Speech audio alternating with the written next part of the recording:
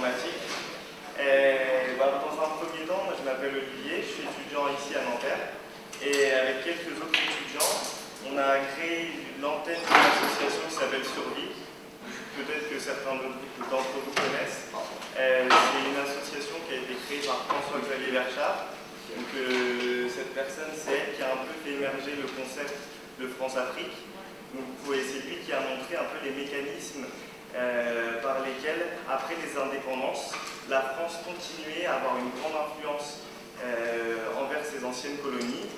Donc, nous, avec cette association à Nanterre, on essaie de créer un peu, de faire des projections de films avec des débats, d'inviter des personnes qui peuvent parler et faire des conférences aussi.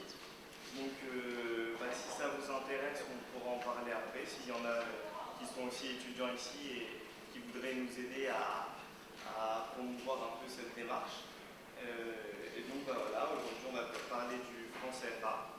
Et après, si vous voulez poser des questions, si vous voulez parler d'un peu tout ça, on est là. Et voilà, c'est une bonne conférence. Voilà. Merci. Le débat qui aura lieu aujourd'hui, il est permanent en fait sur Internet, sur le réseau qui s'appelle www.hopecommunity.ning.com. C'est important de savoir, si vous avez vu le flyer, vous avez le lien. Je répète, hopecommunity.ning.com. Je vous demande donc de rejoindre le débat en ligne et de faire avancer les choses. Bien, merci. Je crois que, compte tenu de la contrainte du temps, nous allons directement aller à l'essentiel. Bon, alors le franc CFA, tu veux dire le franc des colonies françaises d'Afrique. C'est une invention de la France, c'est une propriété de la France. C'est une monnaie qui a été créée en 1945 par le général de Gaulle. Comme vous le savez, vous-même ici, vous avez voté pour que la France puisse rentrer dans Maastricht en 92, donc opter pour l'euro à 51%. En ce qui concerne les pays de la zone franc CFA, qui sont au nombre de 15, la monnaie leur est imposée. Et nous allons aller rapidement à l'essentiel pour dire que le mécanisme de fonctionnement repose sur, d'un côté, les institutions et de l'autre côté, les 4 principes. Donc, attaquons-nous rapidement aux institutions. Il y a, au niveau des institutions, ce qu'on appelle la conférence des chefs d'État, qui est l'organe suprême. Ensuite, le conseil des ministres, qui a le pouvoir, sur papier, je veux dire, de d'évaluer ou de réévaluer les francs CFA, de définir la politique monétaire, etc. La politique de crédit. Ensuite, il y a les comités nationaux de crédit. Et enfin, les 3 banques centrales.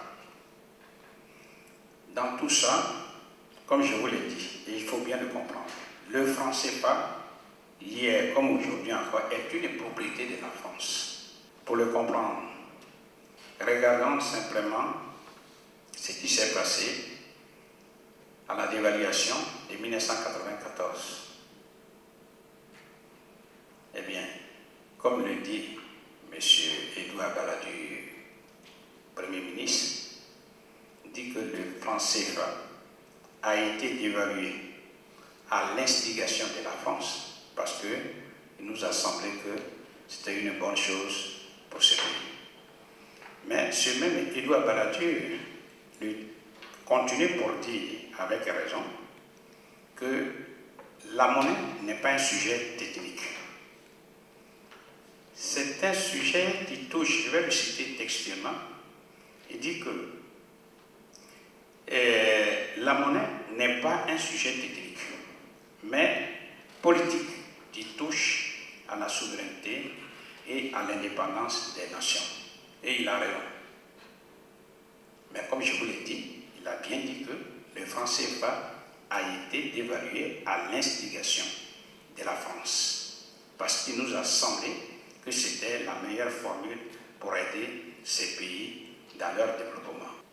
Et quand on regarde les déclarations des chefs d'État il y avait Africains qui ont participé au sommet de la dévaluation.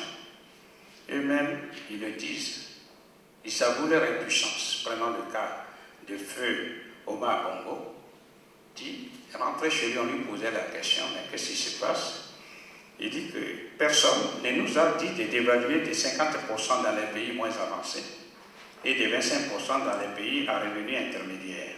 Nous avons été tous mis dans le même panier.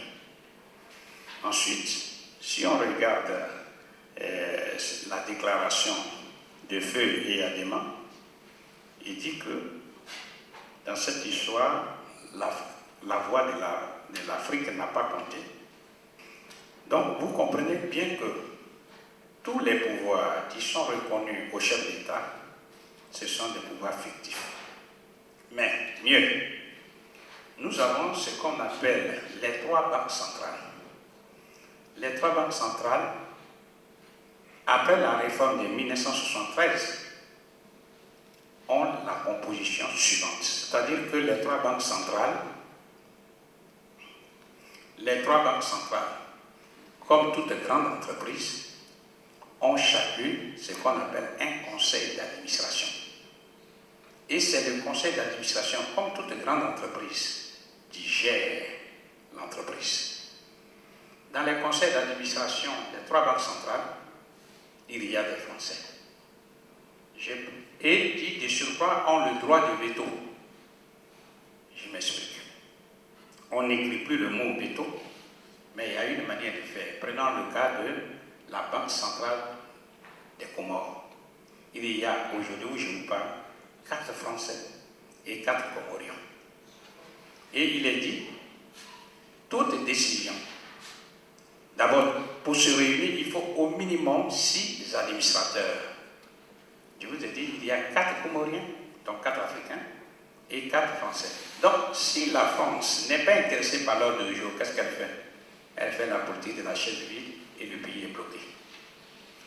Ensuite, il est dit, même si les Français sont présents, les décisions doivent être prises et validées au minimum par 5 administrateurs. Or, je vous ai dit, il y a 4 Comoriens et 4 Français. Dans tous les cas, c'est ça le droit de veto. On passe avec les 2 autres banques centrales, donc, comme la BCAO, Banque centrale des États de l'Afrique de l'Ouest. Au moment où je vous parle, il y a 16 administrateurs africains et 2 Français. C'est toujours le même principe. Là-bas, on parle du principe de l'unanimité. Toutes les décisions les plus importantes doivent être prises à l'unanimité. Cela veut dire quoi? Même s'il y avait ce qu'on pourrait imaginer, un demi-français, tant que le demi-français ne dit pas oui, tout est bloqué. Même chose pour la BAC, Banque des États de l'Afrique centrale.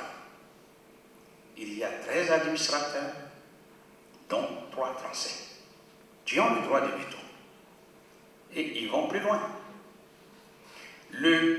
Lorsqu'on veut pourvoir le poste de gouverneur de la BAC, Banque des États de l'Afrique centrale, il faut que la proposition soit faite par l'État du Gabon, mais avec l'appréciation favorable préalable de la France. C'est-à-dire, faire une proposition, dit voilà, monsieur X, eh bien la France doit approuver, doit dire que nous sommes d'accord avec ce candidat, sinon ça ne passe pas.